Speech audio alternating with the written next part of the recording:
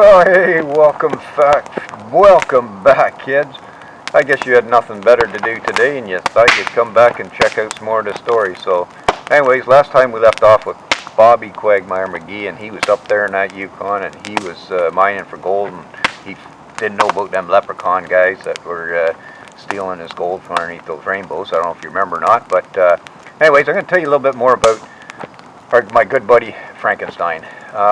So anyways, he was up there on that funny farm, and he was living there with his mom and his dad, and anyways, his mom, because she had some pretty major things to look after, and she's getting a bit busy and that, she thought it'd be a good idea for Frankenstein to go and visit his Aunt Maud in Maudland, and that's way over in northern Canada, way up in Nunavut. So anyways, he had to cross over them Torngat Mountains and through the Hudson Straits, and then he had to go to over the Tundra Barren Lands, and then he had to go through the bird sanctuary. There's a huge bird sanctuary up there. You should check it out. So it's actually a national park.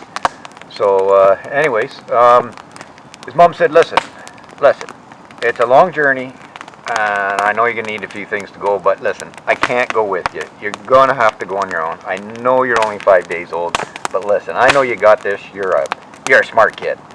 So you're probably a smart kid too. So, but I don't recommend you doing this journey without a few of these things that Frankenstein's going to take with him. So anyways, he decided, okay, Mom, all right, I'll get my cats together and we'll load up the bobsled and stuff like that, and off he would go. But I'll tell you a little bit about his aunt. First of all, I'll tell you, his mom really loved Frankenstein a lot. I mean, they got along really, really well. But he also loved his Aunt Maud and his uncle. So, anyways, we don't hear a lot about. He didn't say much about his uncle because his uncle was a walrus farmer, and you don't really see much of the walrus farmer type guys because they're always out farming them walruses. So, anyways, his aunt lived in a place kind of like the funny farm, but a little bit different because this place, it was a huge castle, but there's all these little wee outbuildings, and they looked a little tiny. But when you go inside them, they were huge. Like, they were massive inside. It was just really weird. It was kind of, I don't know if you've ever heard of the story of Alice in Wonderland, kind of like she goes down the hole. Well, you go into these little buildings and boof, they're really big.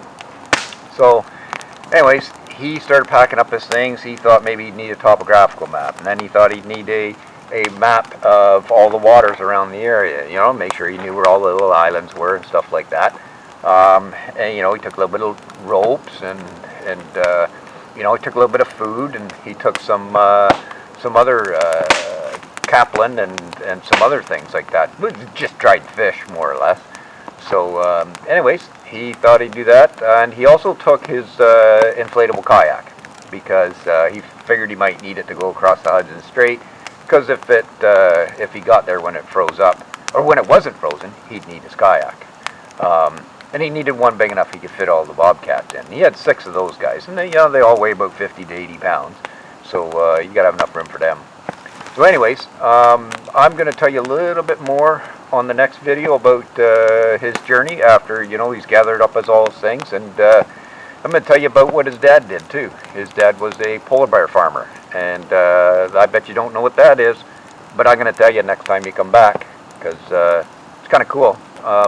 I've never been a polar bear farmer, but he has, and Frankenstein has been on the farm many times with his dad. So anyways, you come back. If you got nothing better to do, come and waste some more time and listen to the next part of this journey. Also, I just want to point out, in the interim, we do little videos in between about other things that we've done. Like I was doing some hiking the other day, and there were all these rocks down on the trail, and I bet you it was one of you guys that knocked them down on the trail. I had to put them back up, but I was getting tired, so I think you guys should do it. Check out the video, and subscribe. Tell all your friends. Tell your friends about this great waste of time, or maybe it isn't a great waste of time, but check it out anyways. All right, catch you next time. Make sure you're creative. Use your noggin. Use your imagination, and have a great day. See you next time, guys. Later.